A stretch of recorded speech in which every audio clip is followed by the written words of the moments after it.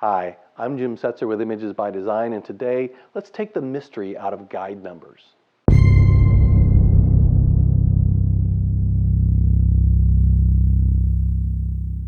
So I've been talking to some photographers just getting started, and they looking to buy their first Speedlight, their first flash, and they're always asking me about guide numbers, and I don't think I've really given any of them a truly satisfactory answer. So I thought today I'd put together this short video that explains guide numbers, look at the history, where did they come from, what were they used for, and what's their application in modern photography.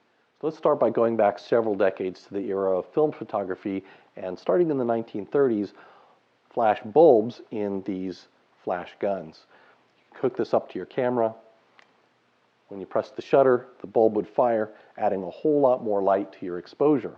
You had to calculate exactly all the dependent variables involved in an exposure because this is the film days. You didn't see what was going on inside the camera. There was no histogram. You needed to be able to calculate for all the exposure variables.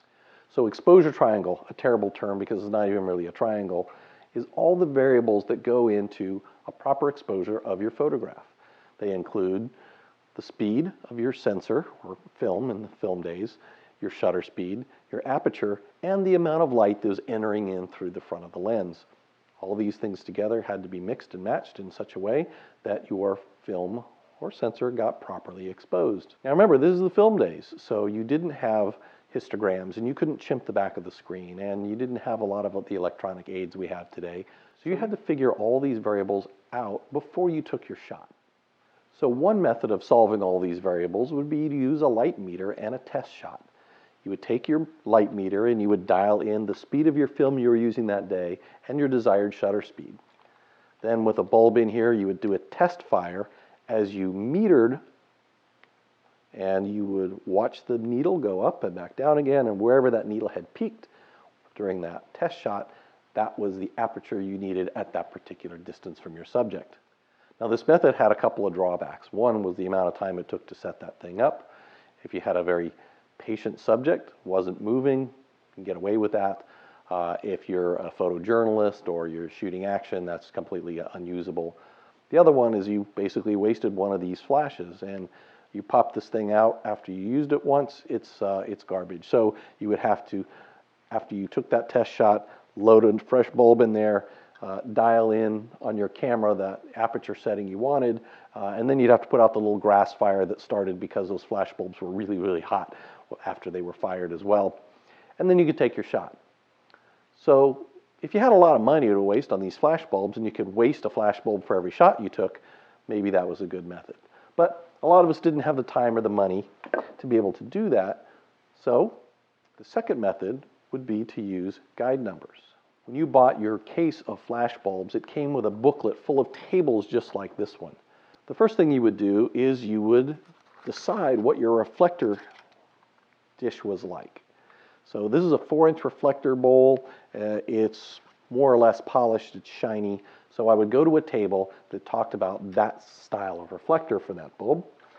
Once I've picked out the table I need that was relevant, I would put in my film speed for the day. Let's suppose we're shooting 100 speed film. And then I would look at my desired shutter speed. Let's say I wanted to shoot at 1/100th of a second. And it would give me a guide number of 140 in this particular case. So what is that number, that guide number 140? Well, here's an interesting mathematical relationship between our last two values, and that is the distance from the camera to the subject and the denominator value of our aperture. Now that denominator value of your aperture are products of the square root of 2. Square root of 2 times 1 is 1.4, times 2 is 2.8, et cetera, et cetera, et cetera, and that gives you those values you see, the f-stops on your camera. The inverse square law of light says that light falls off as a square of the distance from the source, and it's a round trip. It goes from the camera flash to your subject and back to the camera again. So the product of our last two values is a constant. Really neat, huh? That means that at guide number 140, I can say, oh, I want to shoot f14 and I need to be 10 feet away. Or I want to shoot at f8, I need to be 17.5 feet away because it's a product. But there you go. That's where guide numbers were useful in the flash photography in the film days. So fast forward back to today, we've got digital cameras, we have electronic flashes, but guide numbers are still in the specification sheets. Now, one thing you might notice if you look closely at that guide number, there's a lot of caveats there.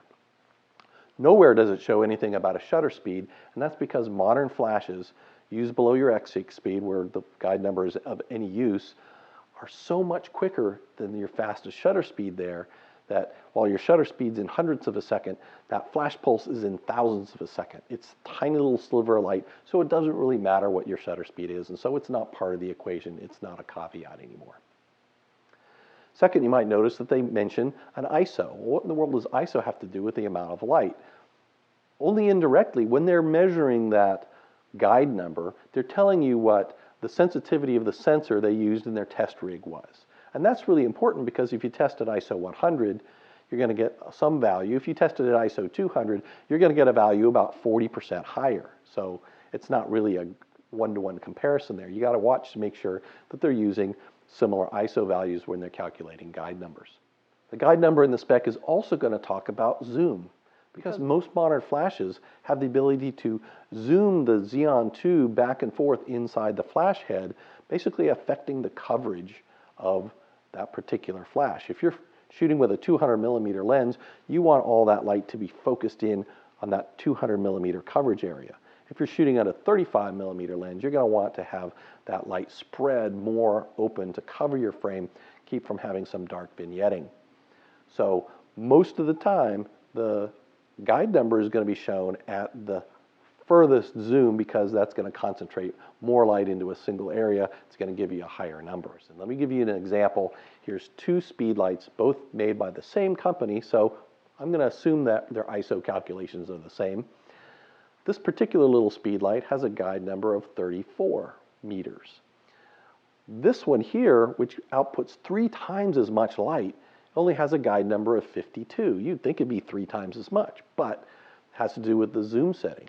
This one could be zoomed out to 200 millimeters. This one's fixed at 35. So you can't use guide numbers to compare one Speedlight to another Speedlight.